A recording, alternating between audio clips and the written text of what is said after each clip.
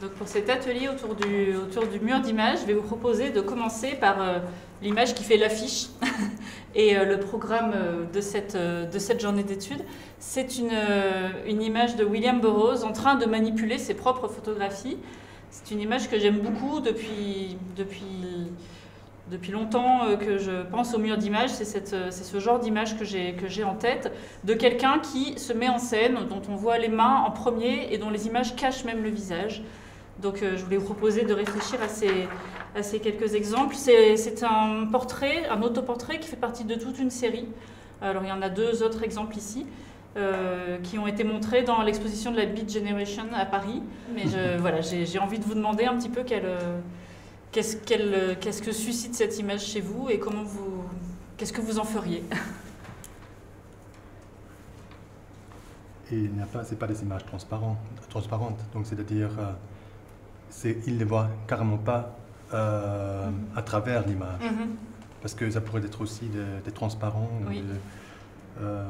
Évidemment, c'est un jeu sur la transparence de la photographie, j'imagine. Oui. Donc, ici, ce sont des vitres, mais on en a d'autres où ce sont des miroirs, justement. Ça se cache un peu. Les images, Moi, ce qui m'interroge, c'est aussi l'ombre portée sur le bas de l'image, en fait, qui est quand même assez, en général, typique des photos ratées, où l'opérateur se reflète dans la photo qui est prise. Et du coup, je ne sais pas si c'est l'appareil qui est l'ombre portée, ou s'il y a quelqu'un derrière l'appareil. Enfin, je trouve que c'est étrange. Enfin, c'est intéressant qu'il ait gardé une image où on voit le reflet, en fait, soit de l'appareil, soit de l'opérateur. Est-ce que tu peux rappeler le contexte de la publication? Parce qu'en effet, ici, on a 3 images, mais quelle était l'image qui a été publiée, par exemple? Quelle était l'image que lui a choisie comme son image préférée? Je ne crois pas que ça soit publié, mais c'est plutôt les images qui ont été tirées ou pas. Ici, on a des images qui sont restées sur négatif, qui ont été tirées que pour l'exposition, et celles-ci auraient été tirées. Mais je ne suis pas sûre qu'elles aient été exposées, ou alors peut-être elles ont peut-être circulé grâce justement au groupe qui est venu lui rendre visite et pour diffuser ces images. Non, c'est juste parce que dans chaque image, le rapport entre les images et son visage est différent, parce qu'ici, c'est complètement caché. Ici, c'est plutôt devant la poitrine qu'il tient cette plaque de verre, et on voit quand même pas ses yeux, donc, mais on voit le visage, une partie du visage. Et ici, en fait, une partie de la bouche et l'œil droite est d'une certaine manière souligné par le fait que les autres parties sont cachées ou couvertes par la photographie. Une photographie qui ne montre pas le visage. Donc ici, il y a évidemment un jeu de révéler et de cacher en même temps le personnage en utilisant la photographie comme médium, d'un côté transparent, parce que voilà, la photographie montre quand même un objet tel qu'il apparaissait devant la caméra en réalité, et en même temps, la photographie bloque la vue sur la réalité, dans ces cas-là, sur le visage de Burroughs. Donc c'est pour ça que je pose la question, s'il y a voilà, moi j'aurais presque dit, ça c'est l'image qu'il aurait peut-être préférée. Ouais. Ce qui est très connu chez Burroughs, c'est toutes les peintures qu'il faisait sur des éléments de mobilier, de portes de placard, et qui sont des peintures abstraites, très matiéristes. Et je pense que là, c'est pas un hasard que les images qu'on voit sont pas mal des effets de matière, de forme, géométrie, dont on ne distingue pas vraiment quelle est l'origine. Pour moi, ça fait quand même pas mal écho à sa peinture et à ce qu'on peut redécouvrir aujourd'hui de ce qu'il a laissé. Il peignait dans la maison, partout, la moindre petite chose qui était disponible. Il faisait de la peinture et parfois même, je crois, rajouter des images dessus. Donc c'est très en écho, je trouve.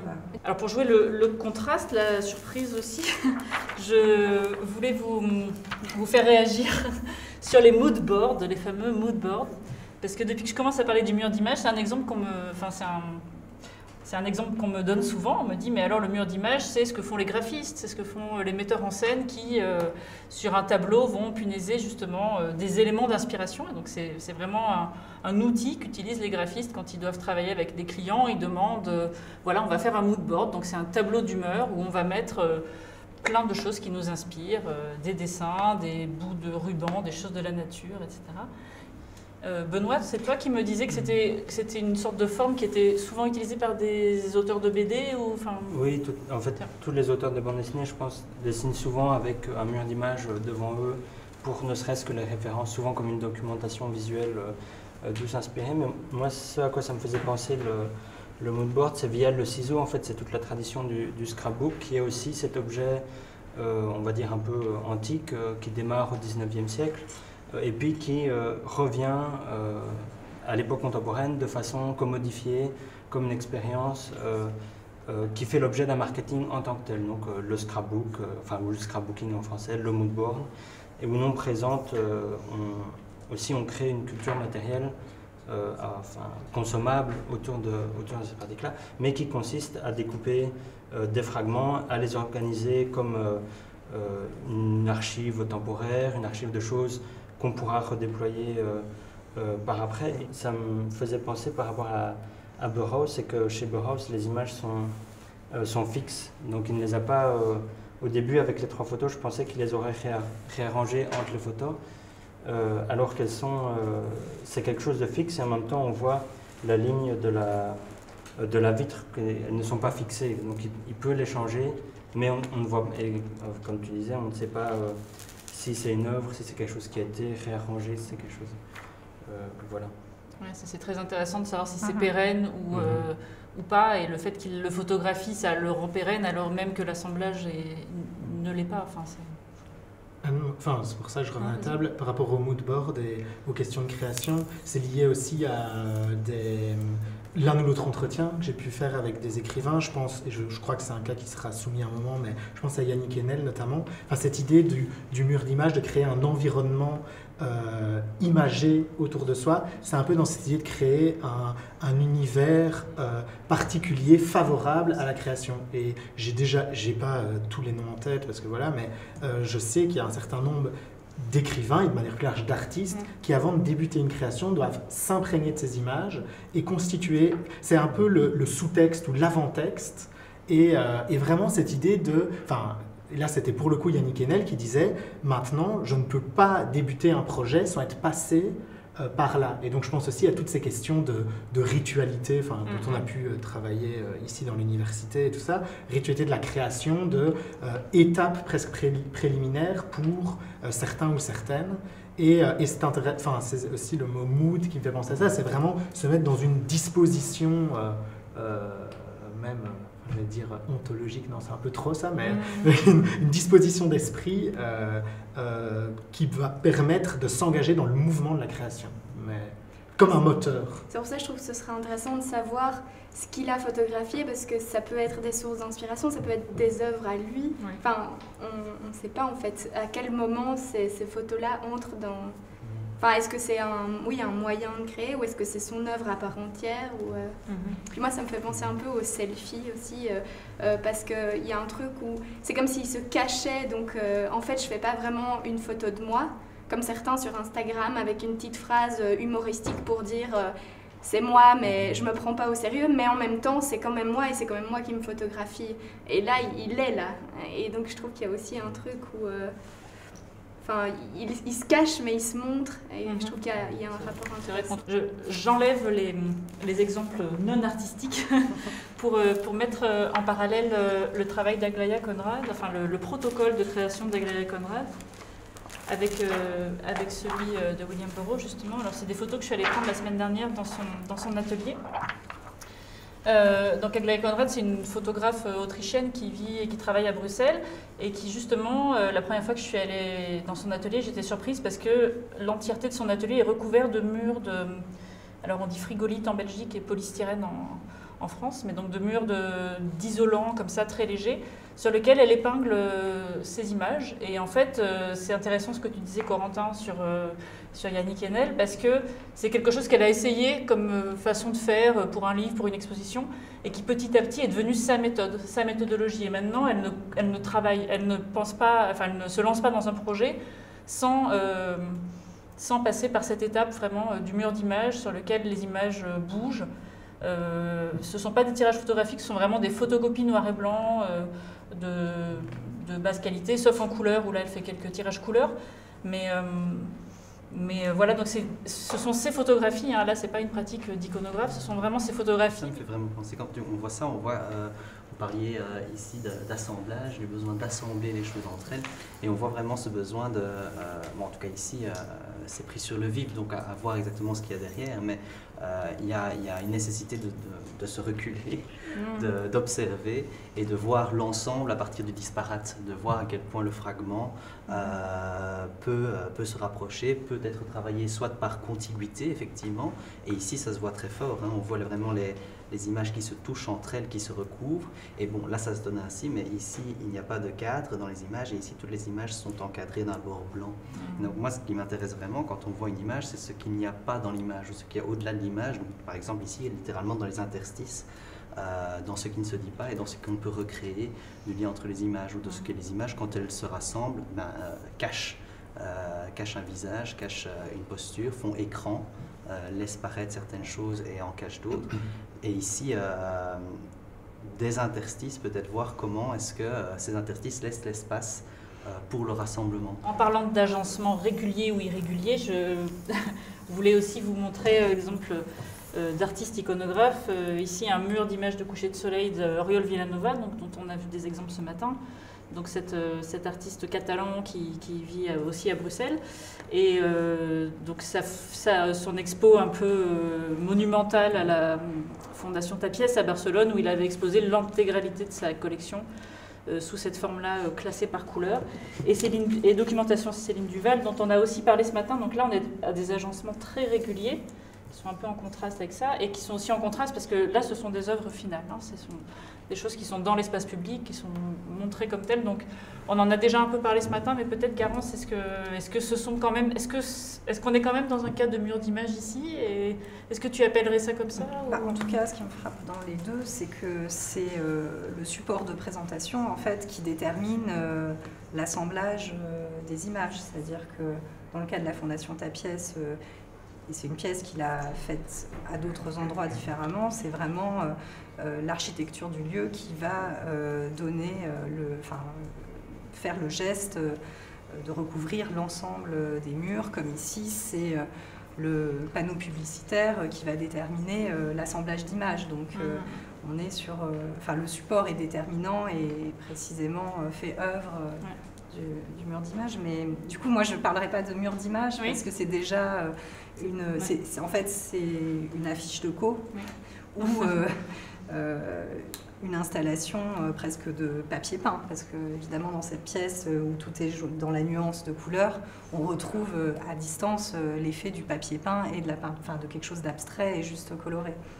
Là, ce qui serait intéressant de savoir, c'est exactement le contexte de présentation de cette pièce dans l'affichage public.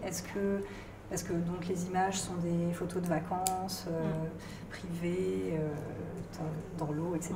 Donc est-ce que le contexte à avoir ou pas du tout? Est-ce qu'elle l'expose dans un endroit hyper urbain, en plein... Enfin, je pense qu'elle choisit ce mur d'images-là qui est assez homogène, de photos identiques, enfin pas identiques bien sûr, mais sur le même sujet, en fonction de l'endroit, évidemment, du contexte dans lequel elles vont être présentées. Donc là, je pense que le contexte est assez déterminant de l'époque. Alors il y a un autre exemple qui me suit depuis de nombreuses années aussi, qui m'a été fourni par Philippe de Joncker, qui est le dernier mur d'images de Diane Arbus, donc de la photographe américaine, dont Philippe de Joncker dit lui-même qu'il s'est beaucoup inspiré pour sa pratique du mur d'images numérique, de la préparation de son travail, et qu'elle changeait une fois par mois. En fait, elle avait un mur d'images différent une fois par mois. Et Philippe de Joncker dit, mais en fait, elle avait sous les yeux la forme qu'aurait pu prendre son travail, les futurs développements de son travail. Et donc il fait un texte assez poignant sur ça, qui s'appelle « A Song for Diana Arbus ». Et il déclare donc s'en être inspiré pour ce genre de choses, donc qui est la page d'accueil, c'est dans l'autre sens, pardon, qui est la page d'accueil aléatoire de son site internet. Et ça, ce sont des images qu'il poste aussi sur son blog, donc des photos de Diana Arbus, mis en parallèle avec son propre bazar, son propre brawl dans son espace de travail, avec des citations de Diana Arbus. On tourne assez à Burroughs en fait, avec quelque chose qui est aléatoire, qui n'est pas encore fixé, mais qui doit peut-être le devenir.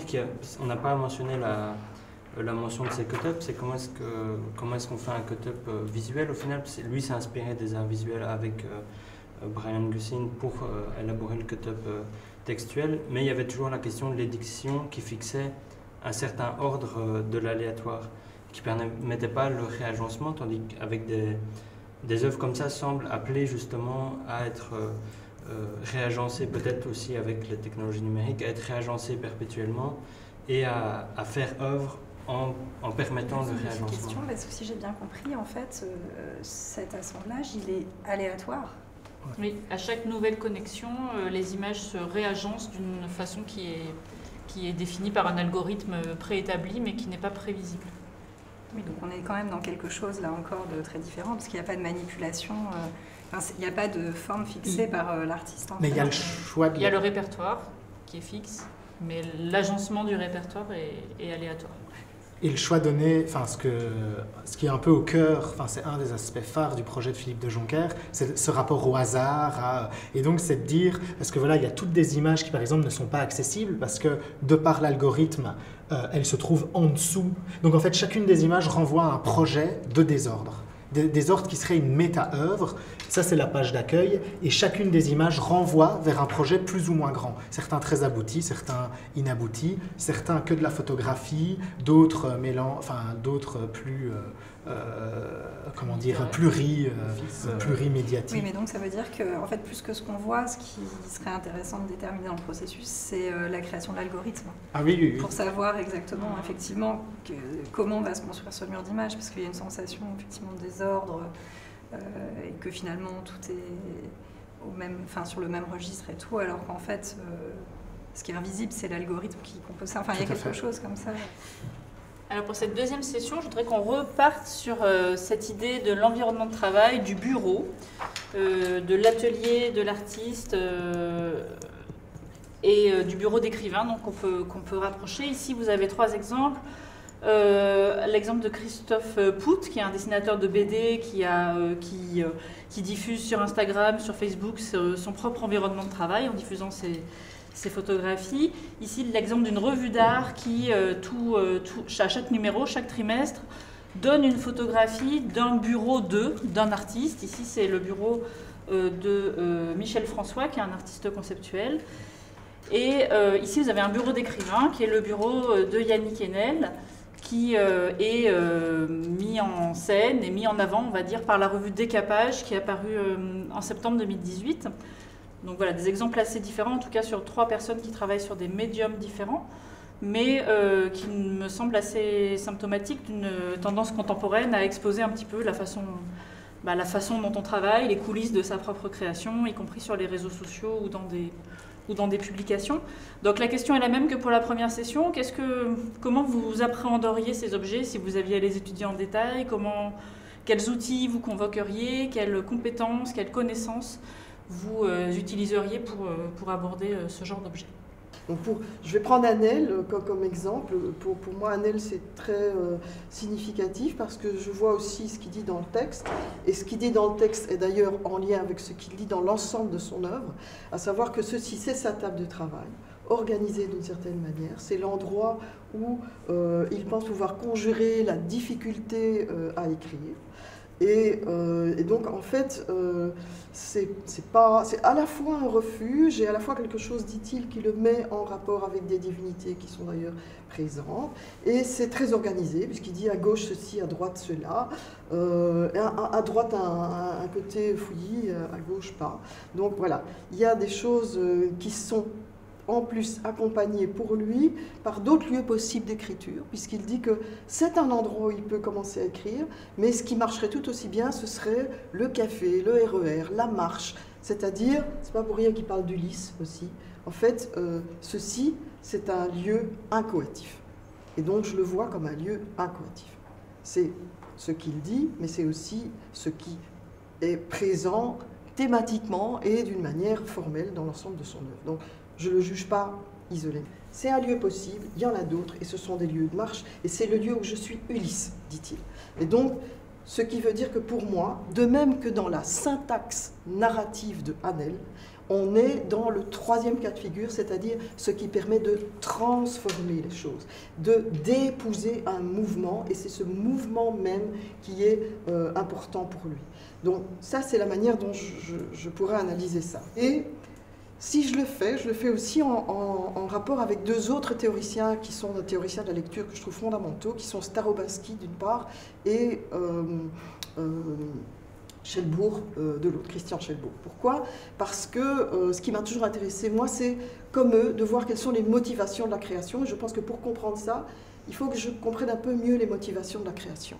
Et les motivations de la création, elles ne sont pas seulement visibles dans ce qui est écrit, mais aussi dans tout ce qui fait la vie d'un homme, c'est-à-dire aussi ce qui va lui permettre d'entrer dans le mouvement de la création. Pourquoi est-ce qu'il sera interpellé par des images? Ici, par exemple, des images culturelles, hein, on voit bien, hein, les dieux, c'est pas n'importe lesquels. Il y a des images, ici le cerf, c'est l'importance du mythe de Diane chez lui. Enfin, on peut trouver des tas de références culturelles chez Hanel, qui est un grand citationniste.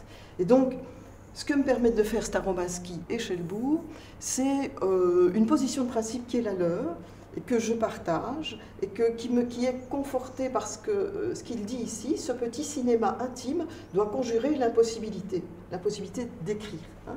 Et donc, la position de base de Starobinsky, c'est que l'impossibilité à vivre doit, dans une œuvre, se transformer en possibilité d'écrire. Et Schelbourg ne dit pas autre chose, il le dit un peu autrement. Lui dit que l'œuvre, quelle qu'elle soit, l'œuvre est une manière de compenser une blessure dans le réel par un autoportrait satisfaisant de soi sur le plan symbolique qui est dans l'œuvre. Alors ça veut dire que des deux côtés, ce qu'on fait, c'est s'intéresser en longue durée à l'œuvre. Parce que tous les deux pensent, et je trouve que l'image de Starobinsky est très belle quand il dit qu'une œuvre, c'est une dramaturgie intérieure qui se déploie dans l'ensemble d'une œuvre et aussi dans l'ensemble d'une vie. Et dans cet ensemble de vie, il y a aussi ce à quoi cet écrivain s'est intéressé, quelles sont les images qui lui ont parlé, pourquoi celle-là et pas d'autres, et pourquoi est-ce qu'il les a mises comme ça et pas autrement.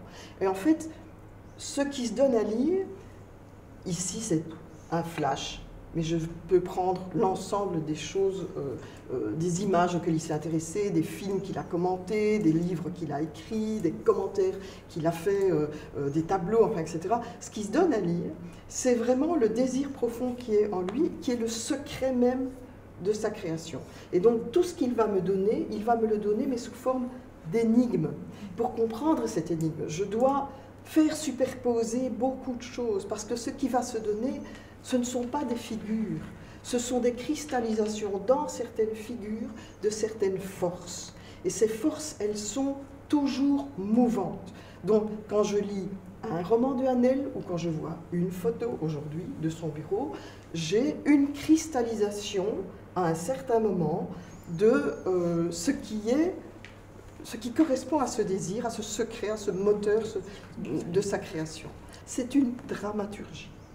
Mais justement, en tant que dramaturgie, si je peux juste intervenir, ceci est une construction de page, a fortiori avec l'étagement du texte qui vient s'emboîter parfaitement à l'image, et l'image elle-même qui présente des agrandissements, etc., comme une espèce de mise en abîme le texte étant la mise en abîme de l'image, et l'image dans la mise en abîme du texte. Cela étant, c'est vraiment de l'ordre d'une pure construction. Donc il n'y a pas que du mouvement incoatif. Pas pur. Bah, pas quand pur. même, il y a une construction, mais elle n'est pas pure parce que les éléments de cette construction, pour une bonne part, ils ne les maîtrisent pas. Sauf que l'intimité d'un auteur est déjà mise en scène dès l'instant où il la donne à voir publiquement. On n'est plus dans la pure intimité, on est dans un effet d'intimité plus que dans une intimité. Non seulement il la donne à voir, puisqu'il donne accès, mais en plus il la commente. Oui, il l'explique en texte. C'est pas, il n'a pas juste fouillé des photos, il a en plus pris le temps de commenter et en plus de donner des indications. C'est aussi quelque part un biais en même temps, parce que nous, on est guidé dans l'interprétation qu'on fait de son bureau. C'est ça, pour faire le lien avec les photos que tu viens d'apporter. C'est peut-être un trait commun que l'on trouve déjà chez les Goncourt, qui en plus de photographier leur maison ou de se mettre en scène là, pour Dornac, éprouvent le besoin de mettre en récit leur intérieur. Donc ça a commencé évidemment avec la maison d'un artiste en 1881, des Goncourt. Et ce texte-là, qui a accompagné l'image de leur intérieur, a été très important, à la fois pour la poétique de la collection et puis pour les intérieurs. Pardon, excusez-moi. C'est un magie. On voulait des oui, c'est ça, l'intimité. On voulait changer. Oui, l'intimité, c'est bien. Et donc, j'aime beaucoup cette photo. Bon, d'abord parce que la pose de Goncourt, je vous la décris, qui est allongée sur le sofa, est vraiment atypique pour les mises en scène d'écrivains qui sont toujours assis ou debout à leur bureau. Voilà, ça c'est Bourget en 93, et celle-là, elle a été prise par Dornac, nos contemporains chez eux. Et elle est intéressante cette photo aussi parce qu'en fait, elle se passe dans le grenier. Le grenier, vous savez, c'était le lieu au second étage de leur maison rue d'Auteuil où ils ont créé un petit cénacle littéraire où des écrivains se rencontraient le dimanche après-midi, évidemment triés sur le volet. Et ça a commencé en février 85, soit 4 ans après la maison d'un artiste. Donc c'est un coin qui n'obéit pas au même agencement des images que le reste de la maison. Et finalement, nous, on peine peut-être à identifier les œuvres, et c'est ces commentaires qu'il fait dans son journal personnel qui nous permet de trouver la fonction de ce mur d'images, puisque c'est une série de dessins de Gavarni sur lequel il a écrit un livre et avec qui il était ami. Et dans le journal où il décrit cette pièce, il dit que c'est une chapelle à la mémoire de l'ami Gavarni. Et ça, c'est très intéressant parce qu'on ne l'a pas eu encore comme fonction pour le mur d'image, cette fonction commémorative à la mémoire d'un artiste qui a compté évidemment pour Edmond Goncourt. Je voulais vous donner aussi le cas de Pierre Loti, donc qui est aussi un exemple ancien, mais de la maison de Pierre Loti, qui a elle aussi été très médiatisée. Donc là, c'est le mur des portraits, donc avec des portraits de proches, mais vous avez aussi... Il y a même une sorte d'hôtel, enfin, oui. Il y a une dimension quasiment religieuse de ces images qui sont exposées ici. Pourquoi celles-ci sont exposées sur une table et non pas accrochées au mur? Là, ici, il y a toute la galerie des médailles, des chapelets. Oui. Voilà. C'était vraiment religieux chez Loti, puisqu'il avait même une salle de reliquaire où il y avait des enveloppes qu'on n'avait pas le droit d'ouvrir avant sa mort, enfin, qui avaient été entreposées là en attendant le post-mortem. Enfin. Il me semble qu'il y a quelque chose qui est similaire entre ça et ça et ça. Enfin, tout ce qu'on voit, quelle que soit maintenant la manière d'agencer les choses, encadrées ou pas encadrées, dans le désordre ou dans l'ordre, avec beaucoup de vide ou pas de vide du tout, éphémère ou au contraire bien casé, ça ne changera pas de place, c'est quand même qu'on est devant la constitution d'un miroir de soi. Mais d'autres exemples un petit peu plus récents d'écrivains dans leur environnement, où le mur d'image a une grande importance. Là aussi, je pense qu'on gagne à la comparaison avec Loti, avec les Goncourt et avec Verhaeren aussi. Donc c'est André Breton dans son atelier. Alors c'est pas un mur d'image à proprement parler, c'est un mur, c'est comme ça qu'il l'appelle, mais il y a aussi des objets et des images. Et l'exemple de Ramon Gomez de la Serna, qui est un des meilleurs exemples de mur d'image que j'ai pu trouver ces dernières années, qui est donc un écrivain espagnol qui à 5 reprises avait entièrement recouvert les murs de son bureau, qu'il appelait sa chambre de travail ou sa chambre aux images. Il avait donc recouvert entièrement d'images découpées dans la presse ou dans des livres. Alors voilà comment appréhender ces objets, comment les comparer, quels outils mettre en œuvre. Ouais, ce qui m'intéresse quand je vois toutes ces images, mais aussi bien celle-ci, en fait, c'est à chaque fois à quel point les images qui sont effectivement des murs d'images préfigurent, de par leur statut de mur finalement, en toile de fond. Et ici, on voit bien la plume qui est à l'avant et les deux auteurs qui sont à l'avant par rapport à ce qui fait arrière-plan. Donc c'est cet amas, ce florilège, ici c'est assez explicite d'image, qui donc en toile de fond servent un peu d'une certaine manière aussi peut-être d'inspiration donc à l'écriture, à la création. Je pense en fait à cette notion de bibliothèque d'écrivain, mais une bibliothèque élargie qui donc, ne comprend pas juste les livres qu'ils ont lus, mais tout ce qu'ils ont vu, donc le répertoire de leur expérience, de leurs expériences esthétiques, de regardeurs en l'occurrence, qui imprègnent finalement leur poésie, leur poétique. Dont ils sont en fait un peu les acteurs par rapport à ce panorama en fond. Donc la façon dont une iconothèque pourrait être appréhendée comme une bibliothèque en fait, oui, avec les mêmes outils. Mais je rebondis sur ce que tu dis parce qu'en fait pour de la Serna c'est encore plus frappant parce qu'il le dit lui-même en fait. Toutes les images qu'il compile et qu'il met, et donc là en plus on voit bien l'importance de la verticalité puisqu'il se sert du paravent, mais en même temps il n'en colle pas sur son bureau parce que la visualité, enfin il a besoin de les voir les images. Parce que, et là il le dit lui-même, en fait, ce qui se passe, c'est que par association automatique notamment, en fait, ça va servir son œuvre et ça va lui servir d'inspiration. Et en fait, donc, toutes ces images, il les collecte un peu au hasard. Par contre, quand il les colle, ce qu'on peut voir, c'est qu'à la fois, ça peut paraître oppressant au départ, mais en même temps, on remarque qu'il y a une certaine harmonie dans la façon dont il les colle. Et en même temps, il va aussi faire la même chose avec énormément d'objets.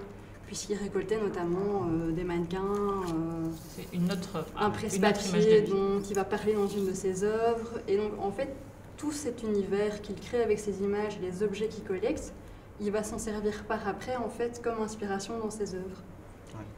Au sujet de poser en train de faire, alors je sais, Marguerite Duras n'est pas en train de faire ici. Non mais, restez.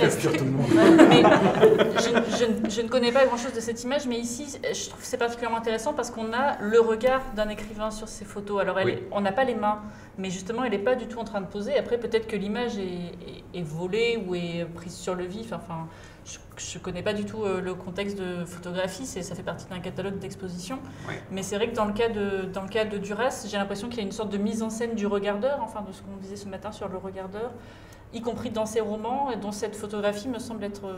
emblématique, complètement emblématique. Dans la mesure où, en fait, donc, elle a toujours fonctionné avec des pêle-mêle, enfin je vais appeler ça pêle-mêle parce que c'était le terme qu'elle-même utilisait, qu'elle mettait souvent à proximité, ça j'ai remarqué, elle mettait ça souvent à proximité des miroirs, ce qui est quand même assez intéressant aussi parce que finalement c'est une mise en scène d'elle en tant que regardeuse. Et voilà un exemple de pêle-mêle. Voilà, l'exemple de pêle-mêle, celui-là c'est celui de Naufle-le-Château, donc sa maison dans les Yvelines. Et en fait, ce qui se passe, c'est que les pêle-mêles ont été offerts au public de manière séparée quand elle a commencé à faire des livres d'entretien et à ajouter dans ces livres d'entretien des photographies qui représentaient justement ce dont elle parlait, notamment toute sa jeunesse indochinoise, sa mère, son père, son frère, enfin un de ses deux frères, etc. etc. Et il se fait que ces photos intervenaient dans les livres d'entretien et ça lui a donné une idée de faire un livre justement consacré uniquement à ces photographies qui sont des photographies qui l'ont inspiré pour son œuvre, en l'occurrence à l'époque Un barrage contre le Pacifique en 1953. Et il se fait que ce livre qui devait être un livre de photographie légendé est finalement devenu tout autre chose et c'est devenu L'Amant qui finalement a été le prix Goncourt 84 et qui ne comporte plus aucune photographie. Mais il n'empêche que L'Amant se construit autour de ce qu'elle appelle une photographie absolue, c'est-à-dire la photographie qui n'a pas pu être prise et qui donc manque au tableau. Elle manque au pêle-mêle, justement. Et donc le texte vient comme suppléer ce qui manque. L'image vient nourrir le texte, vient lui permettre, vient lui insuffler son énergie. Et d'un autre côté, par contre, en fait, le texte vient suppléer à ce qui manque en termes d'image. Et donc, quelque part, le fait qu'elle soit toujours dans ce regard qui est un regard rétrospectif et aussi un regard bêtement spéculaire, elle se met face à elle-même. En fait, on ne le voit peut-être pas très très bien, mais il y a une photo d'elle prise sans doute une petite vingtaine d'années plus tôt. Il y a une image de Delphine Seyrig dans India Song, une autre image d'elle-même ici par derrière. Et en fait, toutes ces images sont comme des miroirs supplémentaires dans lesquels elle se reflète. Et il est vrai que toute la fin de sa vie, ça n'a plus été que des œuvres à caractère autobiographique, autofictionnel si on préfère, mais en tout cas, voilà. Et c'est vrai qu'elle se met elle-même en scène, même si ces photos-là apparaissent dans des documents. J'ai lu quelque part que faire un montage, c'était penser avec les mains. Et donc, bon, cette façon d'agencer son espace de travail dans lequel on évolue, c'est aussi comment dire, il y a une sorte de proximité physique par le biais de la main de l'écrivain qui agence ces images. Et en même temps, quand on regarde des portraits d'écrivains, souvent on voit des portraits de leurs mains écrivant. Donc il y a vraiment ce fétichisme de la main créatrice de l'écrivain qui, en plus de ça, va agencer les images et va créer cet univers par rapport au mur, justement, plutôt qu'à la page. Oui, c'était assez... Je pense que c'est le son. C'était le son. Oui, juste avant, c'est bien, c'était très bien que vous puissiez rester l'après-midi. Belle expérience. On refera, ça a bien marché. Malgré le train, ça technique de temps, ça je veux dire le contexte de se rapprocher, parce que là j'ai un peu séparé les choses pour des questions d'examen. Merci pour ta présence en tout cas, à bientôt. Avec plaisir. Très bien, super.